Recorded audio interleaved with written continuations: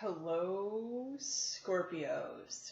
Sandra from ForYourG.com here today to do your monthly tarot and oracle card reading for October of 2021. Thank you guys for being with me, and congratulations. Scorpios tied with the Geminis in the most likes for the September video, so I'm recording yours first, yours and Gemini. I truly appreciate all of you, and the Scorpios never disappoint me, and for that I am eternally grateful. So thank you. And we do have good news here. So first of all, I feel like the trumpets are blowing, whether that be angels or otherwise, because I always feel better at the end of October. The end of October. The Libra weirdness is over. The sun comes into Scorpio as we prepare to celebrate our birthdays. And what do we have here that's ushered in? Money. Money, money, money, money, money, money. This is the biggest money in this card. And to top it, material harvest, you, my Scorpio friend, are reaping your harvest as we begin October. It doesn't get any better than that. Now, the advice card, even better. The hawk. Signs and omens. Pay attention to the signs that you're getting, Scorpio, especially the first week of October. You could have a hunch that actually brings you more harvest. Okay? So pay attention. Do not ignore those messages. I know I don't. And I'm grateful for that. Second house, more good news. Prosperity Begins says that you are planting the seeds for a future harvest that you are going to reap. Now, this typically means either a small business idea or you already have a small business that you're working on. This could also be a side gig for you to bring in more money. And lastly, this could also mean that, give me 1 second here, Scorpio. There's another message in here that's trying to come in. This could also mean a investment. So if you have been getting the messages already that you need to invest in a certain area, then this is the green light here. Yes, so for some of you, at least one person has been thinking about investing in plants, some kind of planting. This could certainly be medical marijuana. It doesn't have to be. Medical marijuana stocks, okay, something like that. We have the deer here that talks about leadership, or gentleness and diplomacy. I'm confusing this with the stag card. Okay, so this means go easy, Scorpio here. Don't put all the eggs in this basket at one time. Small planting can yield a bigger harvest. Okay. All right. Third house, siblings. Your brother or sister. Destiny card is the Wheel of Fortune in traditional tarot. It says that their luck is about to turn around. Okay, they have the serpent here. Knowledge and healing. So if someone has been feeling under the weather, brother or sister, this situation is about to turn around and they're going to feel better. Of course, I can hear my other psychic former friend talk about how the wheel can be a wheel of misfortune for them. If they've had a significant amount of luck, they could see a complete turnaround and experience down luck at this time. However, the serpent talks about, shedding the skin and renewal. So I really don't feel like it's a bad message for many of you and your siblings here. Okay. Fourth house, new beginnings. Okay, so your fourth house is your house of home. It's where you currently live. You might be moving, Scorpio, or you might have just moved and you are feng shuiing your environment. You're making changes. Clutter clearing will usher in new positive energy here. For others of you, this is talking about your father, because the father can show up in the fourth house and he might be in a stage of new beginnings. The water fairy is here to talk about feelings and emotion here. So this could be an emotional transformation that's taking place here. This could be you saying goodbye to someone, Scorpio. This could be someone who's physically moving from your house. Like you may have a child who is grown who's physically going to move in the month of October. I feel like it's a happy thing. I don't feel like it's negative or bad at all, although you might be feeling super emotional about this. Fifth house rules your social life, also rules your dating life for those of you who are single Scorpios. Oh my goodness. And we pulled the Six of Cups in traditional tarot, the nostalgia card, you know, going down memory lane of past relationships or different times in a current relationship where we felt better, where we were getting more attention, Scorpio, when we were having more sex, Scorpio. Okay? What is our advice card here? Focus. Keep your eye on the prize. There definitely is something that needs to change here. So focus on the end game and how to get this back, whatever you are missing, Scorpio. Okay? Sixth house rules work and health. You have crown chakra. I love the crown chakra, and I particularly love it for Scorpios.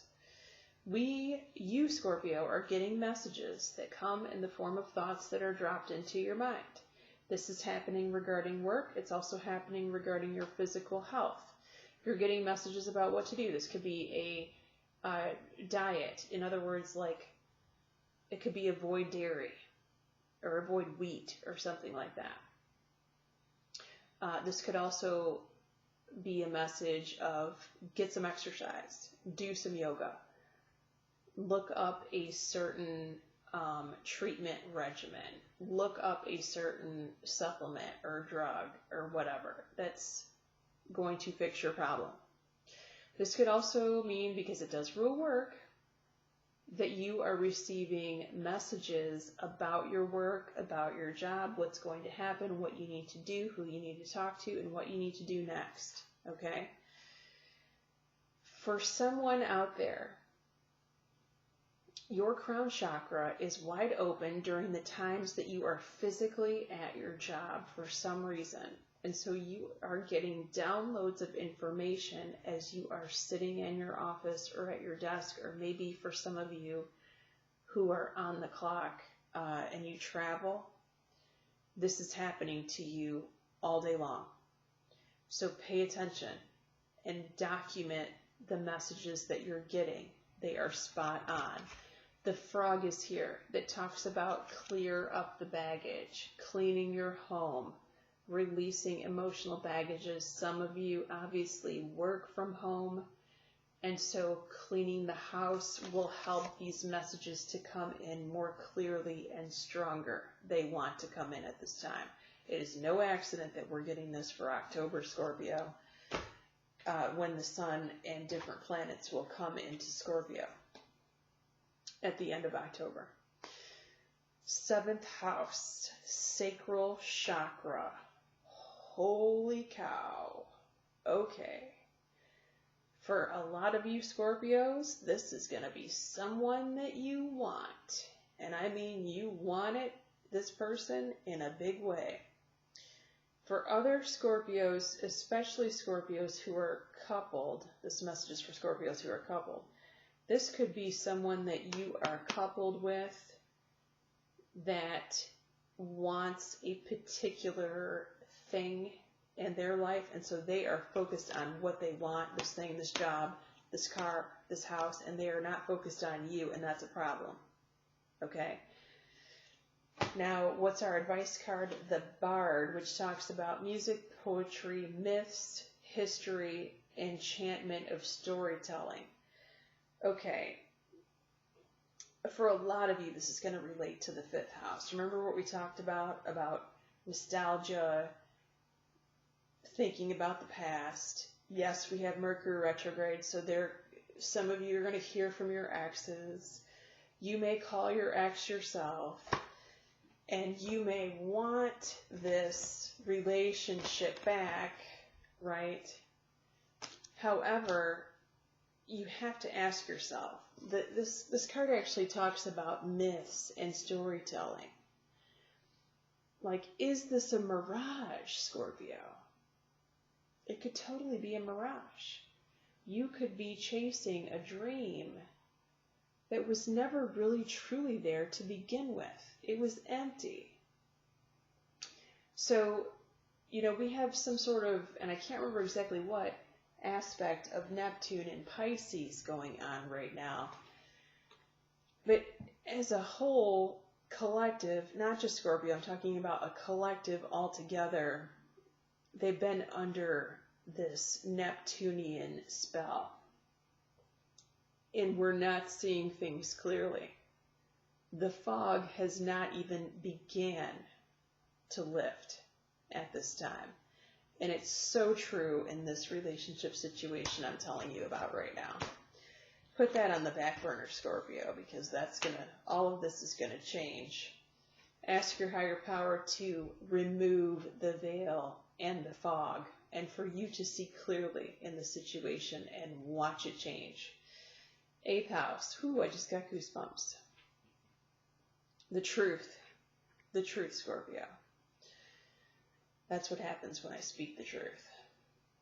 And for some of you, you may have the same thing happen to you too. 8th house rules sex, contracts, taxes, legal matters, and the source of your significant other's income if you have that. Accelerated motion says that you could be saying yes to something right now that is not good for you. Pay attention, listen to your gut. If anything about the situation says no or you hesitate, pass on it, Scorpio. Make an excuse. I'm so sorry, I have to get home and let my dog out to go potty. I simply cannot go out for coffee with you. I'm too busy. Right?